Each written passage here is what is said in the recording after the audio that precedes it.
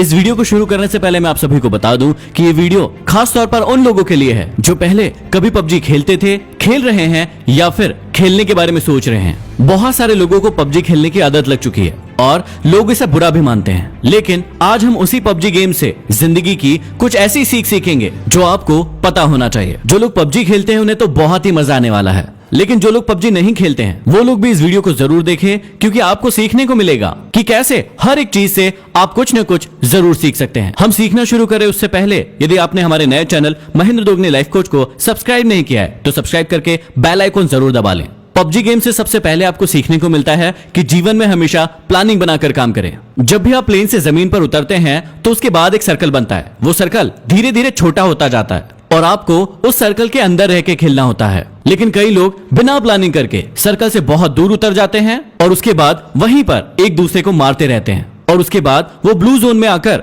खुद ही मर जाते हैं और गेम को कंप्लीट नहीं कर पाते हैं। हमारी जिंदगी में भी यही होता है, हम लक्ष्य कुछ और बनाते हैं और किसी और चक्कर में पड़ जाते हैं। इसलिए हमेशा याद रखिए, अपने सर्कल पर ध्यान दीजिए और उस सर्कल की ओर आगे बढ़ते रहिए। दूसरी चीज जो हमें सीखना चाहिए वो है कि भेड़ चाल ना चलें। जब भी हम प्लेन से उतरते हैं तो बहुत सारे लोग ऐसी जगह पर उतरते हैं जहां पर पहले से बहुत सारे लोग उतर रहे हैं। इसका मतलब हम भेड़ चाल चलते हैं और भीड़ का हिस्सा बन जाते हैं और फिर ज्यादा देर तक सरवाइव नहीं कर पाते। हमारी असल जिंदगी में भी यही होता है। हम सफल लोगों को देखते हैं कि वो क्या कर रहे हैं और उन्हीं के जैसे करने की, उन्हीं के जैसे बनने की पूरी कोशिश करते हैं और अपनी पसंद और नापसंद को कभी भी ध्यान में नहीं रखते हैं। इसलिए हमेशा याद रखें कि भेड़ चाल का हिस्सा ना बने, नहीं तो आप ज्यादा देर सरवाइव नहीं कर पाओगे। अगली सीख जो हमें पबजी से सीखने को मिलती है कि जीवन में हमेशा जरूरी सामान को ही साथ में रखें और फालतू के कचरे को इकट्ठा ना करें। जब भी प्लेन से उतरते हैं कई लोगों को आपने देखा होगा कि सिर्फ वो सामान इकट्ठा करने में लग जाते हैं। जो भी चीज उन्हें सामने दिखती है वो उसे फटाफट उठाने लगते हैं। वो ये नहीं देखते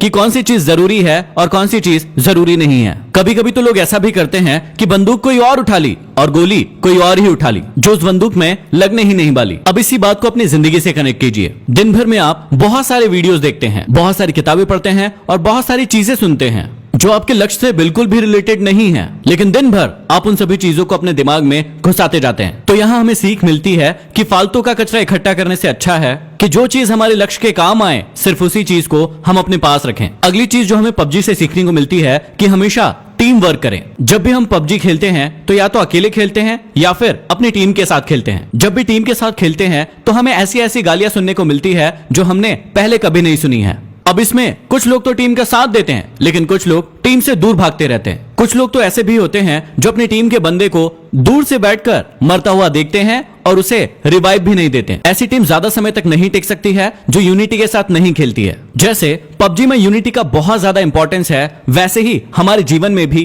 टीम वर्क और यूनिटी का होना बहुत ज्यादा जरूरी है। नहीं तो कौन व्यक्ति आकर आपको कम मार जाएगा आपको पता भी नहीं चलेगा। अगली चीज जो हमें सीखने को मिलती है कि हमेशा कमजोर साथी को साथ लेकर चले। जब भी हम पबजी खेलते हैं तो हमारे साथ कोई ना कोई व्यक्ति ऐसा जरूर जुड़ जाता है जो नया होता है और जिसे ज्यादा खेलना नहीं आता है, लेकिन हम उसका मजाक उड़ाते हैं। कभी कभी तो ऐसा भी होता है कि यदि आप 3 लोग खेल रहे हैं और 2 व्यक्ति वाली कोई कार मिली तो 2 व्यक्ति बैठकर उस पर निकल लेते हैं और एक व्यक्ति को पीछे ही छोड़ देते हैं। ना तो आपको पबजी गेम में ऐसा करना चाहिए और ना ही आपको अपने जीवन में ऐसा करना चाहिए। जो भी लोग कमजोर है उन्हें हमेशा अपने साथ लेकर आगे बढ़ना चाहिए। अगली सीख जो आप सभी के लिए बहुत ही ज्यादा इंपॉर्टेंट है, ज्यादा साधन जुटाने की अपेक्षा जो साधन आपके पास है उसमें बेहतर परफॉर्म करने की कोशिश करें। पबजी खेलते समय आपने एक बात बहुत नोटिस की होगी कि कुछ लोग ऐसे होते हैं जो सिर्फ सामान ढूंढते रहते हैं। उनका गेम पर ध्यान बिल्कुल नहीं होता है। वो जहां जाते हैं सिर्फ और सिर्फ सामान ढूंढते रहते हैं। खेलने के लिए उनके पास बंदूक होती है, लेकिन वो पूरे टाइम 6 का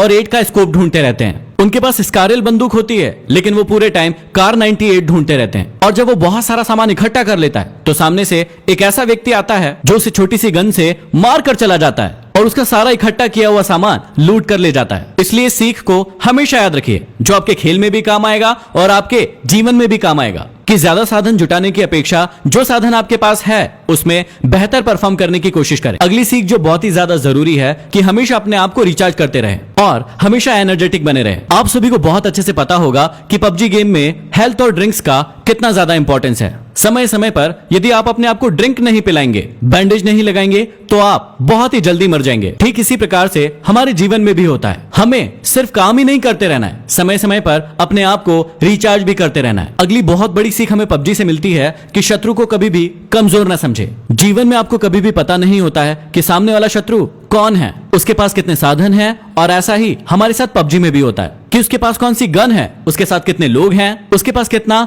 हेल्थ है, ये आपको कभी भी पता नहीं होता है। इसलिए आप दबंग बन के उसके सामने छाती चौड़ी करके खड़े मत हो जाइए, क्योंकि कई बार ऐसा भी होता है कि एक नया खिलाड़ी भी एक प्रो खिलाड़ी को मार कर चला जाता है। कई बार हमारे जीवन में भी ऐसा ही होता है, हम अपने कॉम्पिटिटर को अपने से कमजोर मान लेते हैं, जो कि हमारी हार का बहुत बड़ा कारण होता है। इसलिए आप कभी भी शत्रु को कमजोर ना समझे। अगली सीख हमें मिलती है कि सही मौके का इंतजार करें। आप सभी ने बहुत अच्छे से सुना होगा कि मौके पर चौका लगाना, इसका मतलब होता है कि आप सभी को सही मौके का इंतजार करना है। कई लोगों को आपने पबजी गेम में देखा होगा कि वो खुलेआम घूमते रहते हैं और धड़ाधड़ गोलियां चलाते रहते हैं, लेकिन एक व्यक्ति दूर पर स्नाइपर लेकर बैठा होता है और एक ही शॉट में उस व्यक्ति को मार गिराता है। कई बार आपको लोग कहते होंगे कि छुपकर क्यों बैठा है, सामने आकर खेल, लेकिन कई बार छुपकर बैठना ही सही मौके का इंतजार करना होता है। इसलिए आप हमेशा जीवन में भी सही मौके का इंतजार करें और उसी के बाद एक्शन लें। और अगली जो सबसे बड़ी सीख है, जो जीवन का सत्य भी है, कि जब आप मरेंगे तो आपके अपने लोग ही आपके सामान को लूट कर ले जाएंगे। इसलिए जीते जी अपनी लाइफ को पूरी तरीके से एंजॉय कीजिए। जो भी साधन आपके पास उपलब्ध है उसका पूरा उपयोग कीजिए, क्योंकि मरने के बाद तो लुटेरे बैठे ही हैं। तो ये कुछ सीख थी जो हर इंसान को पबजी गेम से जरूर सीखना चाहिए। इस वीडियो को हर पबजी खेलने वाले तक जरूर पहुंचा दीजिए ताकि वो बहुत कुछ सीख सके। इस वीडियो को लाइक कीजिए। यदि अभी तक हमारे नए channel Mahendra Dogne life coach को सब्सक्राइब नहीं किया है तो सब्सक्राइब जरूर कर लें और बेल आइकॉन दबा लें। अगले वीडियो में फिर मिलते हैं। धन्यवाद।